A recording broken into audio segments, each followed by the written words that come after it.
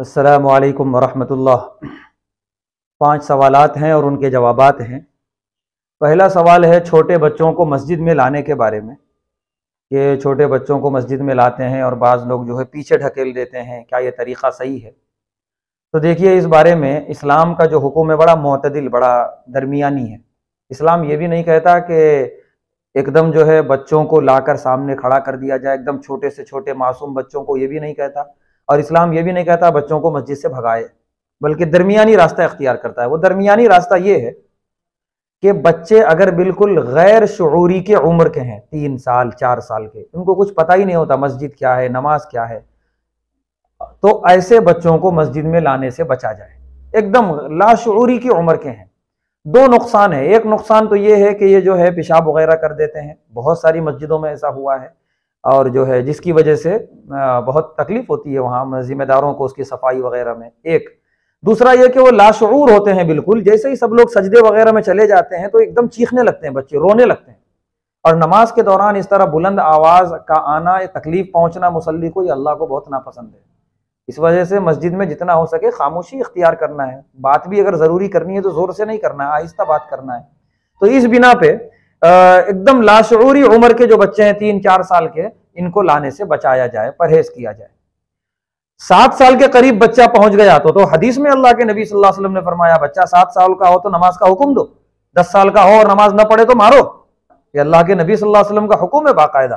तो 7 साल का हो जाए या 7 साल के करीब भी हो जाए बच्चा, 6 साल 7 साल का, तो बाकायदा मस्जिद लाया जाए। अब हर हाल में मस्जिद में लाना है। अब मस्जिद में लाने के बाद अल्लाह के नबी सल्लल्लाहु अलैहि वसल्लम के जमाने में जो तरतीब बनती थी, बड़े जो बालिग मर्द हैं वो आगे उनकी सफ़ें बनती थी, उसके बाद जो नाबालिग बच्चे हैं उनकी सफ़ें पीछे बनती थी, फिर औरतें भी आती थी तो पर्दे में उनका इंतजाम होता था बिल्कुल पीछे। तो बाकायदा बच्चों की सफ़ें बनती थी। अब चूंकि मसाजिद में ऐसा इंतजाम है नहीं बच्चों की सफ़ों का, तो नतीजा ये हो जाता है कि बच्चे जो है आगे की सफ़ में खड़े हो जाते हैं बड़े हजरात के साथ, और उसमें दौड़ भाग करते हैं, इधर से भाग रहे हैं उधर भाग रहे हैं और जो है कूद रहे हैं। तो इससे लोगों की नमाज में खलल हो रहा है। तो इसलिए जिम्मेदारी दोनों की भी है। कुछ जिम्मेदारी मस्जिद के जिम्मेदारों की भी है और कुछ जिम्मेदारी बच्चों के जिम्मेदारों की भी है। बच्चों के जो जिम्मेदार हैं, वालिदैन या बड़े भाई, वो पूरी ताकीद करके मस्जिद लाएं कि बेटा मस्जिद अल्लाह का घर है, भागना नहीं, दौड़ना नहीं, जहां आपको खड़ा कर दिए वहीं आखिर तक खड़े होकर नमाज पढ़ना। 1 दिन गलती करेगा, 2 दिन गलती करेगा, उसके बाद आहिस्ता आहिस्ता उसको समझ में आ जाएगा, और आ जाता है समझ में अल्हम्दुलिल्लाह। जो बच्चे बार बार मस्जिद आते हैं बहुत संजीदगी से नमाज पढ़ के जाते हैं। तो ये जिम्मेदारी इनकी है, घर के जिम्मेदारों की। मस्जिद के जिम्मेदारों की जिम्मेदारी ये है कि किसी एक खादिम को, किसी एक शख्स को ये जिम्मेदारी दें कि जब इकामत हो तो थोड़ा बच्चों की एक सफ अलग कर दें और बच्चों को वहां खड़ा कर दें, और आने वाले बच्चे जो है उसी के साथ उसी सफ में खड़े होते जाएं। 1-2 दिन बच्चे नहीं मानेंगे, लेकिन आहिस्ता आहिस्ता आहिस्ता ये बात समझ में आ जाएगी। तो ये जिम्मेदारी दोनों की है। लेकिन जब तक बच्चों को अभी समझ में नहीं आ रहा है, अगर कभी कोई गलती कर दिए बच्चे, आगे की सफ में खड़े हो गए या थोड़ा भाग दौड़ कर दिए, तो खुदा के लिए ढकेला ना जाए, मारा ना जाए, बेतुके अल्फाज इस्तेमाल न किए जाएं, क्योंकि ये बच्चा नमाज पढ़ने आ रहा है। तो लिहाजा इसका वेलकम किया जाए, इसका इस्तकबाल किया जाए। आगे चल के इंशाअल्लाह यही मुसल्ली बनेगा। तो इन्हीं की वजह से जो है मस्जिदें आबाद होंगी। तो ऐसा ना हो कि उसका दिल मस्जिद से टूट जाए, हरगिज नहीं। उसका दिल बाजारों में लगे, उसका दिल सिनेमा हॉलों में लगे, और मस्जिद का ख्याल आते उसके दिल में खौफ आ जा रहे, वहां तो मारा जाता है, भगाया जाता है। ऐसा ना हो। मोहब्बत के साथ इस्तकबाल किया जाए बच्चों का, मोहब्बत के साथ उनकी जो है तंबीह की जाए, उनको समझाया जाए। दूसरा सवाल यह है कि क्या शबे बारात और जुमा के दिन मरहूमीन घर आते हैं क्या? ये सब गलत बात है। ये सब हिंदुआना और कुफरिया अकीदा है। एक मरतबा इंतकाल हुआ, रूह अपनी जगह पे चली जाती है जहां अल्लाह ने तमाम अरवाह को रखा है। अब कोई कभी वापस नहीं आता दुनिया के अंदर। ये बिल्कुल कुफरिया अकीदा है मरहूमीन के वापस आने का। तीसरा सवाल यह है कि अरब ममालिक में चांद 1 दिन पहले देखते हैं और इधर चांद 1 दिन बाद नजर आता है। और शबे बारात में या इस तरह की मुकद्दस रातों में अल्लाह ताला आसमान दुनिया पे तशरीफ लाते हैं, तो क्या सऊदी के लिए अलग आते हैं और यहाँ के लिए अलग आते हैं आसमान पे? एक सवाल है। जवाब यह है कि हर चीज को अपनी अकल से हम कयास नहीं कर सकते। ये दुनिया अल्लाह ने बनाई है और इस दुनिया को कैसे चलाना है ये अल्लाह ही बेहतर जानते हैं। हम अपनी अकल से सोचने बैठेंगे तो कुछ का कुछ फैसला कर लेंगे। ये दुनिया गोल है और ऐसा नहीं हो सकता कि पूरी दुनिया में एक ही वक्त एक साथ चांद नजर आ जाए, नहीं हो सकता। दुनिया गोल है, चांद इधर है तो ऊपर वालों को चांद नजर आएगा, नीचे वालों को नहीं। फिर गोल घूम के जब ऊपर वाला हिस्सा नीचे जाएगा, नीचे वाला ऊपर आएगा, तब इन लोगों को चांद नजर आएगा।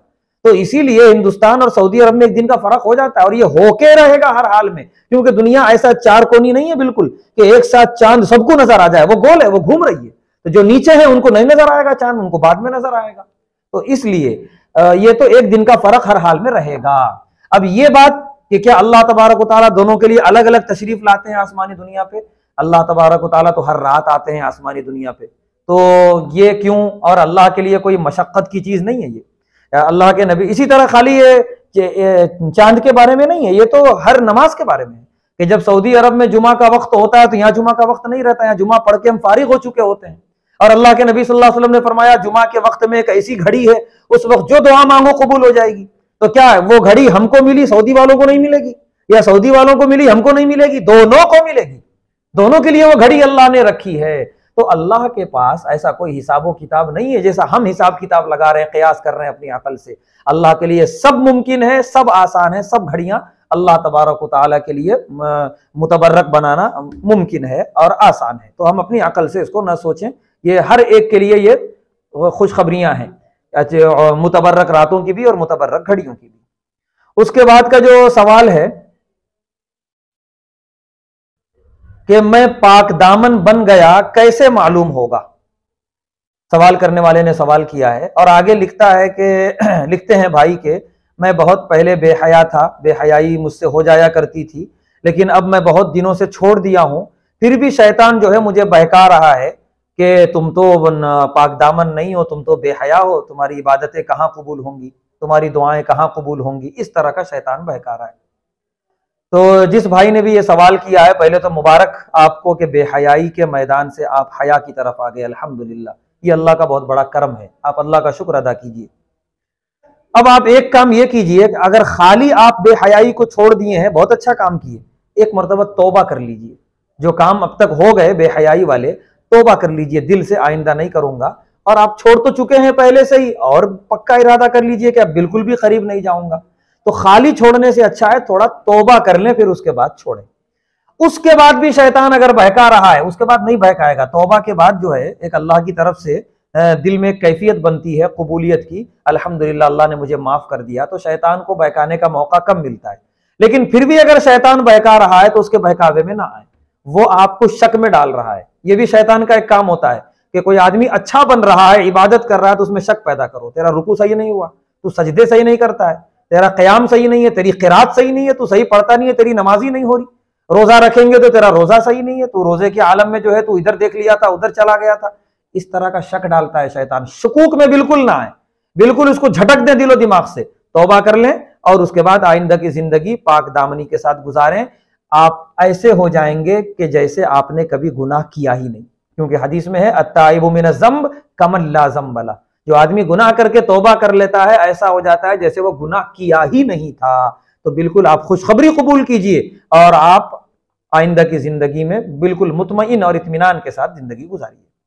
उसके बाद पांचवा सवाल यह है कि असर की नमाज और जोहर की नमाज में जब इमाम साहब क़िरात नहीं करते तो दिमाग इधर उधर जाता है। इससे पहले भी इसका जवाब दिया गया है कि जिस नमाज में क़िरात नहीं है, आपको इतनी गुंजाइश है कि सूरह फातिहा आप पढ़ सकते हैं। इमाम साहब सिर्री क़िरात कर रहे हैं तो आप पढ़ सकते हैं, नहीं भी पढ़े तो नमाज हो जाएगी। क्यों? इमाम का पढ़ना आपका पढ़ना है, हदीस है वो। तो आप सूरह फातिहा पढ़िए, उसके बाद ज़म्मे सूरा वो तो इमाम पढ़ेंगे, आपको पढ़ना जरूरी नहीं है। फिर भी दिमाग इधर उधर जा रहा है, तो जनाबे वाला इसी का इम्तिहान है नमाज में, ये खुशू खुजू से नमाज पढ़ रहे हैं या नहीं पढ़ रहे हैं। आदमी फिल्म देखता है, नमाज इधर, दिमाग इधर उधर नहीं जाता। आदमी जो है बैठ के सीरियल देख रहा, फेसबुक पे एक एक घंटा, दिमाग इधर उधर जाता ही नहीं, बल्कि इधर उधर के जो जरूरी काम है वो भूल जाता है। क्यों? यहां पूरी तवज्जो दे रहा है, उससे ज्यादा तवज्जो नमाज में देना है। अल्लाह के नबी सल्लल्लाहु अलैहि वसल्लम ने फरमाया नमाज इस तरह पढ़ो जैसे तुम अल्लाह को देख रहे हो। बताइए फेसबुक क्या माने रखता है, फिल्म वगैरह कितनी बुरी चीज है इसके मुकाबले में, तुम अल्लाह को देख रहे हो। अगर इतना नहीं तो कम से कम याद रखो अल्लाह तुम्हें देख रहा है। ये हदीस में हमें यह पैगाम दिया गया। इस तसव्वुर के साथ हम नमाज पढ़ेंगे, दिमाग इधर उधर कभी नहीं जाएगा। तो थोड़ा सा अपने आप से लड़ें, अपने नफ्स से, अपने ख्यालात से लड़ें, इंशाअल्लाह फिर उसके बाद आदत बन जाएगी। जज़ाकल्लाह खैर।